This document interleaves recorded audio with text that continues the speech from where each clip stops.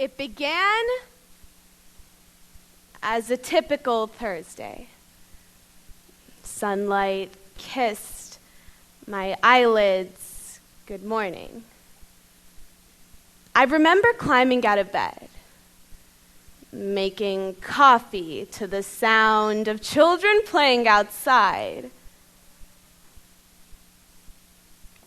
putting music on, loading the dishwasher, putting roses in a vase in the middle of that kitchen table. Just your typical Thursday. Only when my apartment was spotless would I step into the bathtub and wash yesterday out of my hair. Like the walls of my home were decorated with frames, bookshelves, photos, I'd decorate myself. Hang a necklace across my chest. Hook earrings in. Apply lipstick like paint. Just your typical Thursday. Home. What does that word mean to each of you? In a poetic manner, author Rupi Kaur discusses her own loss of home, the tragic experience that spurred her poetry. Taken from TED Talks and delivered on August of 2016, I present a piece because it's far too important to understand that our home isn't always a place. It's a feeling. I'm Taking My Body Back by Rupi Kaur. So we ended up at a get-together with friends. At the end, you asked if I needed a ride home, and I said yes, because our dads work for the same company and you'd been to my place for dinner many times. But I should have known when you began to confuse kind conversation with flirtation, when you told me to let my hair down, when instead of taking me home towards that bright intersection of lights and life, you took a left. Onto that road that led nowhere. I asked where we were going. You asked, "Are you afraid?" And that's when my voice jumped over the edge of my throat, landed at the bottom of my belly, and hid for months. All the different parts of me shut the blinds, locked the doors. I hid at the back of some upstairs closet in my mind while someone came and broke the windows. You, someone kicked the front door, and you, someone took everything. You. Someone took me. It was you who dove into me with a fork and a knife, eyes glinting in starvation like you hadn't eaten in weeks. This home is empty now. No gas, no electricity, no running water. The food is rotten from head to foot. I am layered in dust, fruit flies, webs, bugs. Someone call the plumber. The stomach is backed up. I've been vomiting since. Someone call the electrician. These eyes won't light up. Someone call the cleaners to wash me up and hang me to dry, because when you broke into my home,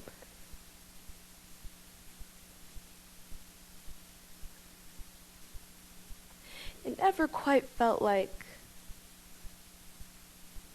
mine again. But I am so tired of doing things your way. I've spent years trying to figure out how I could have stopped it. But even the sun can't stop the storm, the tree can't stop the axe. I can't blame me for having a hole the size of your manhood in my chest anymore. And suddenly, after years of rain, the truth comes pouring through that open window. It takes a broken, twisted person to come searching for meaning between my legs, but it takes a whole, complete, perfectly designed person to survive it.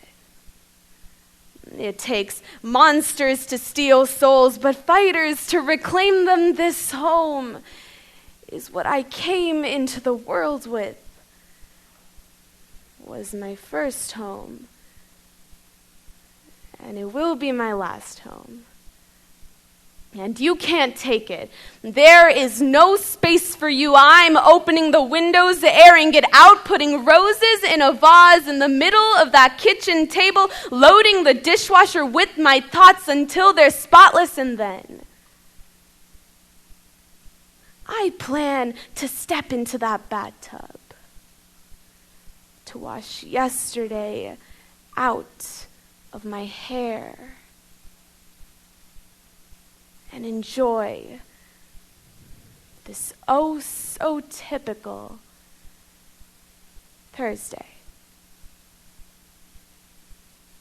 So, when I first started writing years ago, I started to travel to perform readings of my book, Milk and Honey, and friends and family often used to ask me, well, don't you ever get homesick? But the fact that I never got homesick made me feel bad. Was there something wrong with me? I thought, was I cold? And after months of wandering, I guess the reason that I never felt homesick was because for me, home was wherever I was. When I was 2, home was that 2-wheeler scooter rocketing around our village in Punjab, and when I was 5, home was that crumbling household my mother maintained. But in the dozens more that followed after that, the only constant I had under each of those roofs was my writing. It was my art, my expression.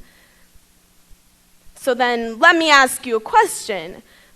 What happens then when your art, when your expression, when your body is attacked?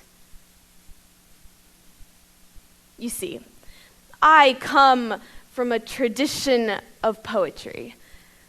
It was on the lips of my mother as she rocked me to sleep. It was on the lips of my mother, whose own mother rocked her to sleep. This poetry is Punjabi, and Persian, and Parj, and Sanskrit. And so I took this love, this poetry, walked back over to that 5, to that 10-year-old girl, the one who was still sitting inside of me scared, and I told her, look, this place belongs to you. This is your home.